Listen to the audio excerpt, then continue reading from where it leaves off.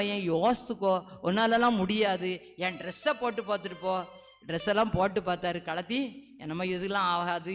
என்கிட்ட ஆண்டவருடைய விசுவாசம், விசுவாச கேடம் என் கையில் இருக்குது, அது போதும்.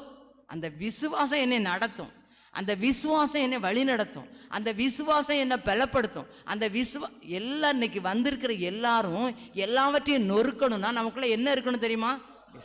விசுவாசத்தை மாத்திரம் என்ன செஞ்சிடாதீங்க, விட்டுறாதீங்க. அடுத்தது அவர்கிட்ட என்ன காணப்பட்டது தெரியுமா? அதுக்கு அடுத்த 34ஆம் வசனத்தை சேர்ந்தே வாசிப்போமா?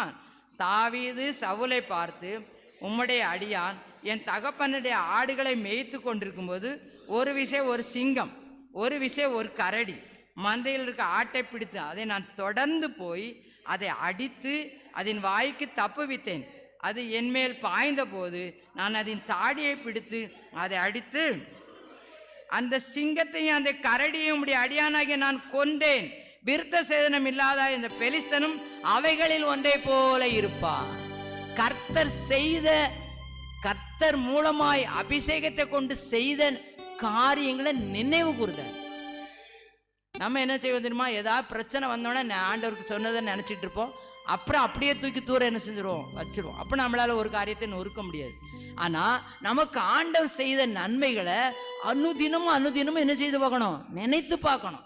அதனாலதான் அந்த தாவீது எழுதுவாரு, என் ஆத்துமாவே கர்த்தரை ஸ்தோத்திரி, என் முழுவலுமே அவருடைய பரிசுத்த நாமத்தை ஸ்தோத்திரி, என் ஆத்துமாவே கர்த்தரை ஸ்தோத்திரி, அவர் செய்த சகல உபகாரங்கள், சின்னதோ பெருசோ மறக்கவே கூடாது. சகல உபகாரங்களையும் மறவாது. எந்த ஜெபம் முடிஞ்சாலும் இதை நம்ம சொல்லிக்கிட்டே இருக்கோம். காரணம் என்ன தெரியுமா? அவர் செய்த நன்மையை மறக்க கூடாது. அதுபோல ஆண்டவர் அபிஷேகத்தை கொண்டு அசிங்கத்தையும் கரடியும் ஒரு ஆடு மாதிரி கிழிச்சு போட வச்சாரு.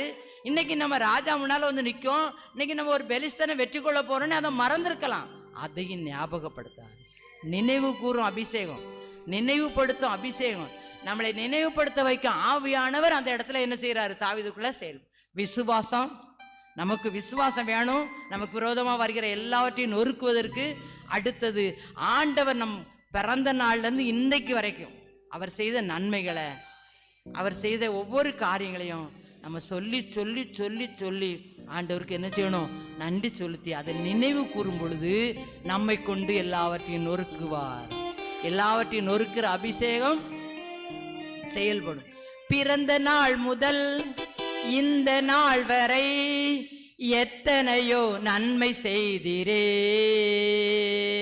பிறந்த நாள் முதல் இந்த நாள் வரை எத்தனையோ நன்மை செய்திரே.